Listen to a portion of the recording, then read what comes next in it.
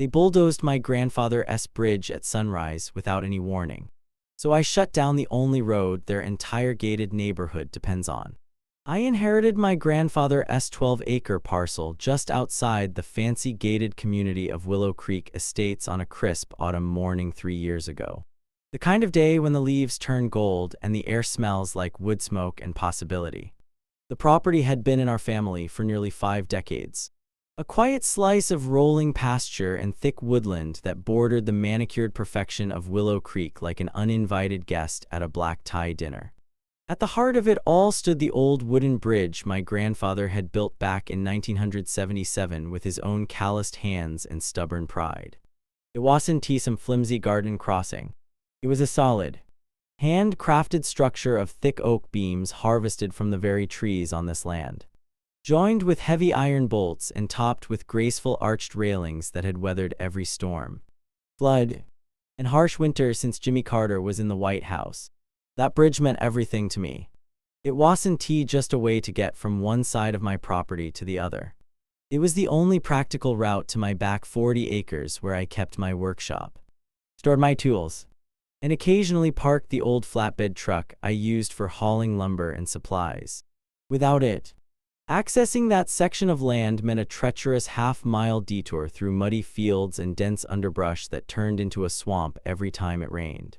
Grandpa had poured his heart into that bridge because he believed a man should be able to move freely on his own dirt without begging permission from anyone. He used to sit on the railing in the evenings, smoking his pipe and watching the creek flow beneath him, telling me stories about how he had fought city planners and nosy neighbors his whole life just to keep this little piece of freedom intact. The folks in Willow Creek Estates had never liked the bridge. From the moment the first luxury homes went up behind their wrought iron gates and perfectly trimmed hedges, the HOA board treated my grandfather's bridge like a personal insult. They called it an eyesore in their glossy monthly newsletters, claiming the weathered wood and simple design clashed with the elegant aesthetic standards of their multimillion-dollar community.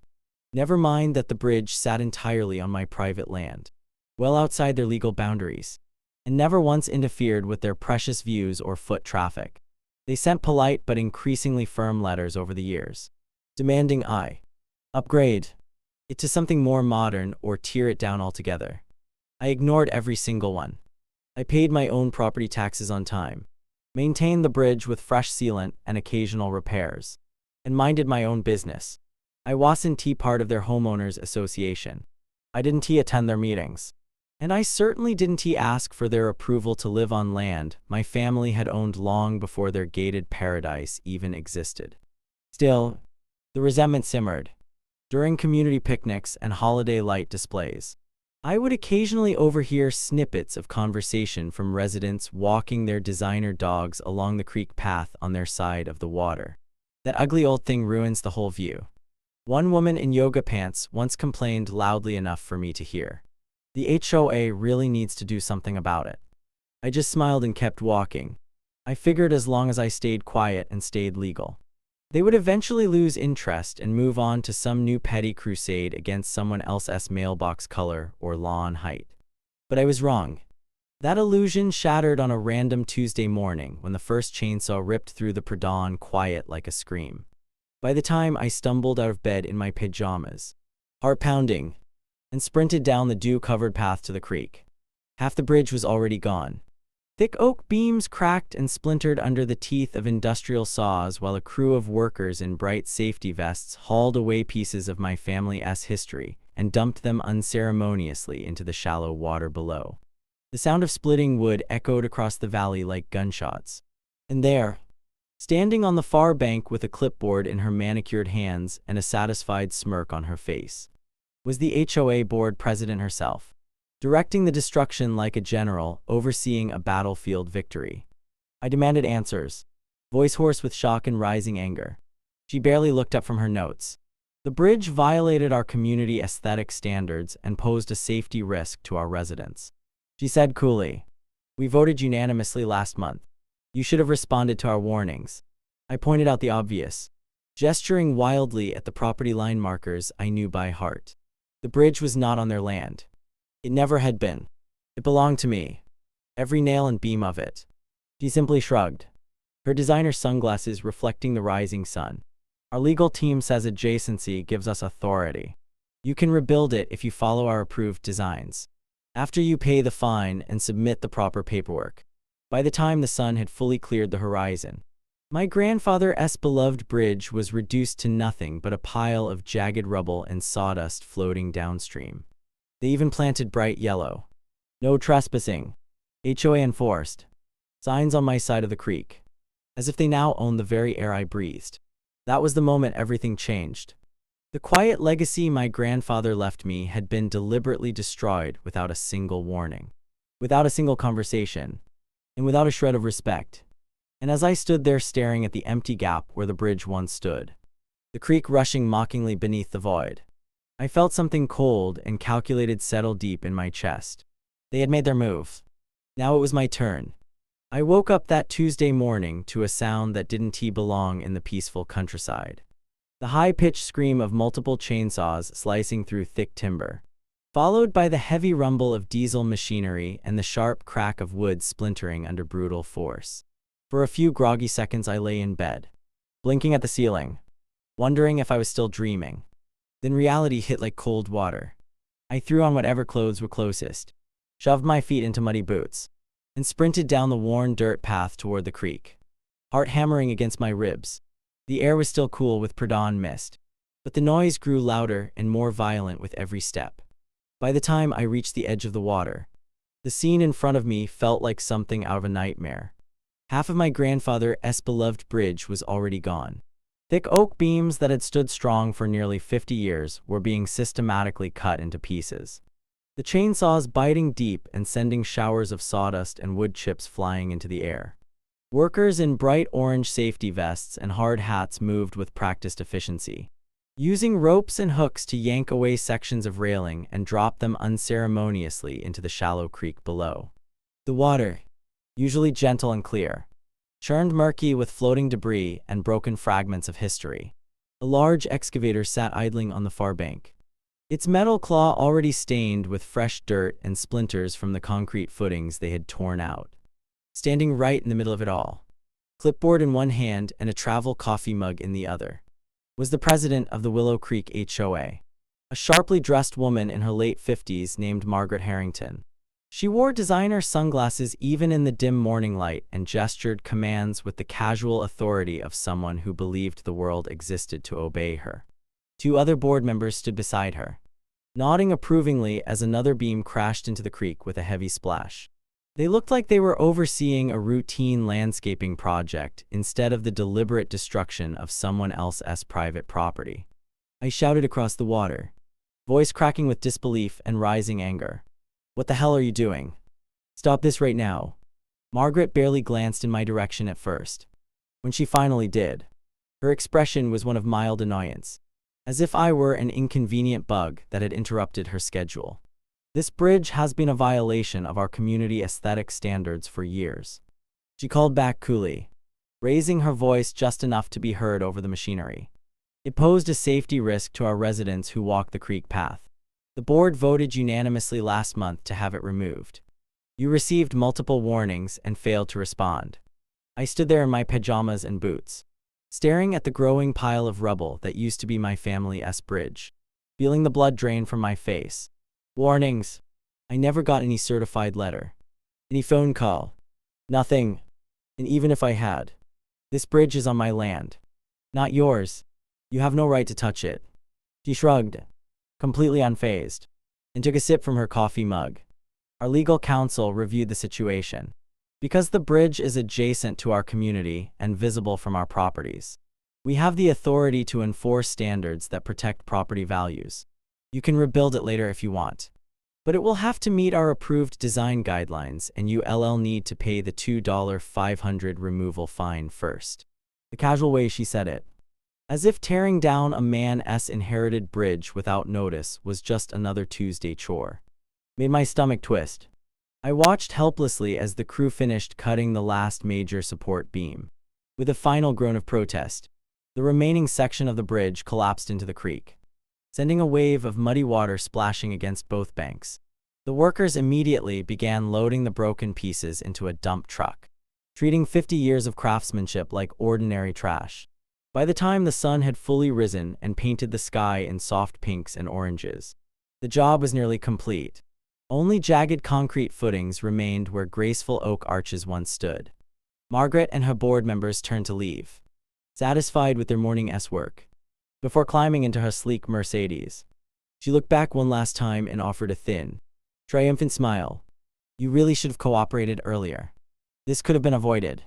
They even planted bright yellow signs on my side of the property line that read, "No trespassing. HOA enforced," in bold black letters, claiming territory that had never belonged to them. As the machinery rumbled away and the dust settled, I stood alone on the bank, staring at the empty gap where my grandfather's bridge had proudly spanned the creek for decades. The quiet morning air now felt heavy with betrayal.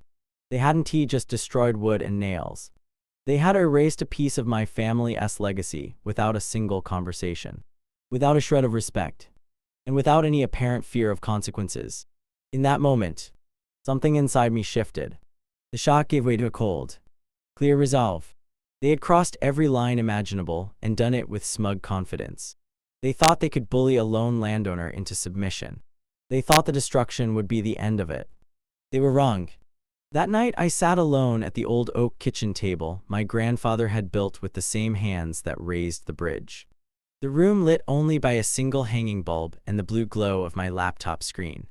The house was silent except for the occasional creak of floorboards and the distant rush of the creek that now flowed freely where solid oak once stood.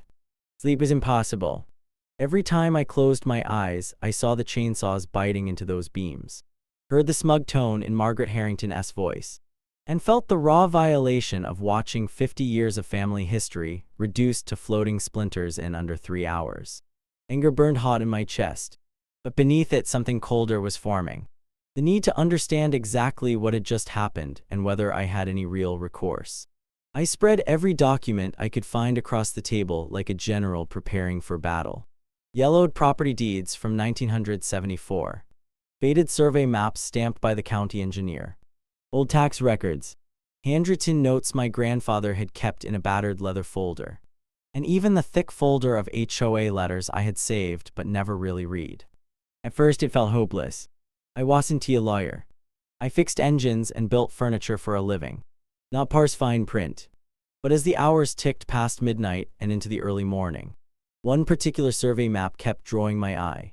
It was the original 1972 plat map for the entire area. Long before Willow Creek Estates existed as anything more than a developer's dream on paper. I traced the property lines with my finger, following the bold black boundaries my grandfather had highlighted in red ink decades ago. My 12 acres sat like a quiet sentinel beside what would later become the back half of the gated community. And there it was, a thin, seemingly insignificant 40-foot wide strip of land that ran straight through what was now their meticulously paved secondary access road.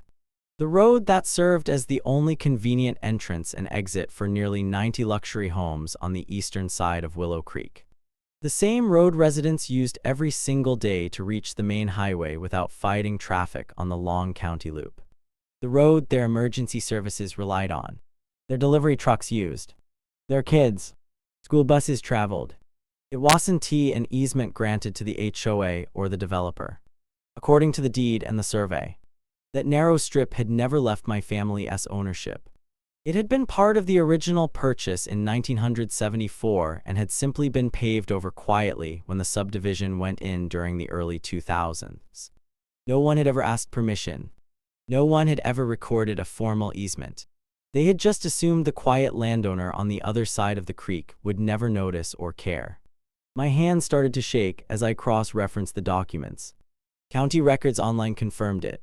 The roadbed itself, the asphalt, the curbs, even the decorative stone entrance pillars they loved to brag about in their marketing brochures, sat partially on land that legally belonged to me.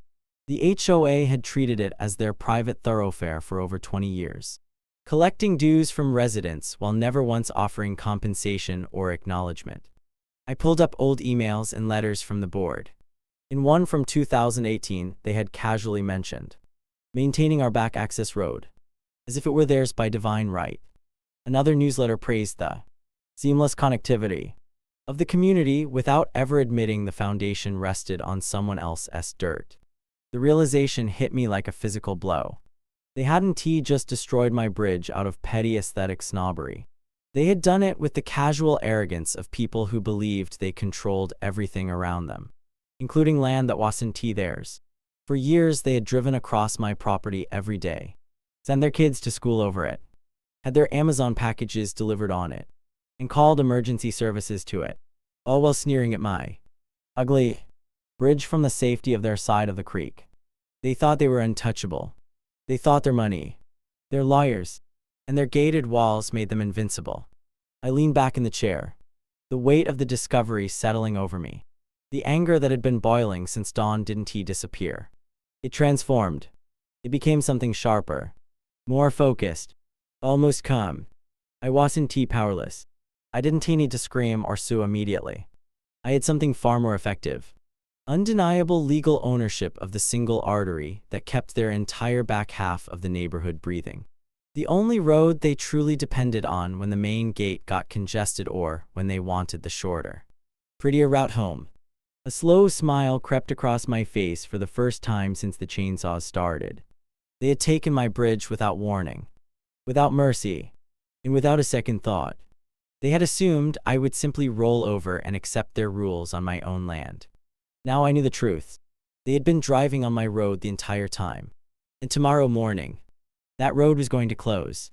The next morning arrived with the same quiet countryside light that had once felt peaceful, but now carried a different weight. I didn't storm over to the HOA office with a pitchfork or blast angry messages across social media. There were no dramatic shouts or threats. Instead, I made two calm, business-like phone calls before the sun had fully cleared the horizon. The first was to the county code enforcement office, where I politely explained the situation with property deeds in hand and requested official documentation of my ownership of the 40-foot access strip. The second was to a local towing and heavy equipment company I had used before for farm work. I told them exactly what I needed: concrete jersey barriers, bright orange construction barricades, professional signage, and a crew that could set everything up quickly and cleanly. By 9:30 a.m., the work began. Heavy trucks rumbled down the county road and turned onto the narrow strip that Willow Creek had treated as its private lifeline for 2 decades. Within an hour, bright orange barricades lined both ends of the paved access road, each one bearing clear, professionally printed signs that read, "Private property. No access authorized. Trespassers will be prosecuted." Behind the barricades, massive concrete jersey barriers were placed end to end, forming an impenetrable wall across the full width of the road. The crew worked efficiently and without fanfare, exactly as I had instructed. No graffiti, no profanity, no extra drama, just the calm, undeniable exercise of legal property rights. I stood on my side of the line and documented every step with time-stamped photos and video, making sure the county records and my own files were ironclad. The first confused drivers appeared shortly after 10. A silver Lexus SUV slowed, then stopped abruptly at the barricade. The driver, a man in a golf shirt who clearly lived in one of the larger homes deeper in the neighborhood, leaned out his window and stared in disbelief. Horns began to honk behind him as more morning commuters arrived. Within 30 minutes, a growing line of luxury vehicles stretched back toward the main gates. Mercedes, Range Rovers, BMW, and a few minivans filled with kids heading to private school. Parents checked their watches, voices rising in frustration as they realized the usual shortcut was now blocked. Delivery trucks for Amazon and UPS idled helplessly, drivers on their phones trying to figure out alternate routes that would add nearly 45 minutes each way via the congested county highway. By noon, the chaos had escalated. Margaret Harrington's sleek Mercedes appeared at the edge of the growing traffic jam. She stepped out in heels and a tailored blazer, phone already pressed to her ear, her face flushed with fury. I could see her gesturing wildly toward the barricades as she shouted into the phone. My own phone started ringing moments later. First her number, Then numbers from other board members I had never spoken to before. I let every call go to voicemail. When the messages started flooding in, the tone shifted quickly from demands to outright panic. "You're holding the entire neighborhood hostage." One screamed, "This is illegal. We'll sue you into oblivion." Another resident left a tearful message about missing her child's doctor appointment because the back road was the only reliable route when the main gate traffic backed up. I sent a single, polite, one-page letter to the HOA board that afternoon, delivered by certified mail with return receipt. It reads simply, "The access road crossing my deeded property has been closed until my grandfather's bridge is fully restored to its original specifications using matching oak materials and design, at the HOA's expense. Once the bridge is completed to my satisfaction and inspected by a neutral third party, I will gladly remove the barricades. Until then, residents may use the county highway route, which adds approximately 45 minutes each way. Any attempts to remove the barriers without my permission will be treated as trespassing and reported to the sheriff." That evening, the neighborhood descended into full meltdown. Emergency services were quietly notified that the secondary access route was no longer available.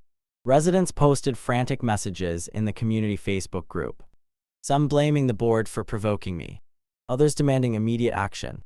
Luxury cars continued to pile up as the sun set, parents late for soccer practice, professionals missing important meetings, and delivery drivers refusing to attempt the long detour. The back gate they had always bragged about, the one with the elegant stone pillars and security cameras, sat useless without the connecting road behind it. I sat on my porch with a cold drink, watching the distant headlights snake along the main road far below. There was no joy in their suffering, only a quiet sense of balance being restored. They had destroyed my bridge without warning and without mercy. Now their neighborhood was learning what it felt like when the only road they truly depended on disappeared overnight. The calm closure had begun, and it would stay in place until justice, in the form of a new, stronger oak bridge, was rebuilt exactly where the old one had stood. The next 10 days turned Willow Creek Estates into a pressure cooker of resentment, panic, and finger-pointing that no amount of HOA dues could fix. What began as frustrated honking at the barricades quickly escalated into open warfare within the community. Residents who had once smiled politely at neighborhood events now screamed at each other in the private Facebook group. Some blamed Margaret Harrington and the board for starting the war by tearing down the bridge without notice. Others turned their anger toward me, calling me everything from a greedy landowner to a terrorist holding children hostage. Home values took an immediate hit in online real estate chatter as word spread that the convenient back access road was permanently sealed off. Luxury SUVs lined the county highway in long, crawling detours that added nearly an hour to every commute, turning morning school runs into screaming matches and evening returns into exhausted gridlock.